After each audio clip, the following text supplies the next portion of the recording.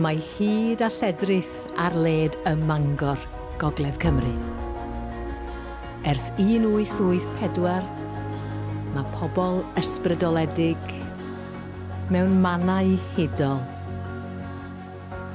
wedi bod yn dod ynghyd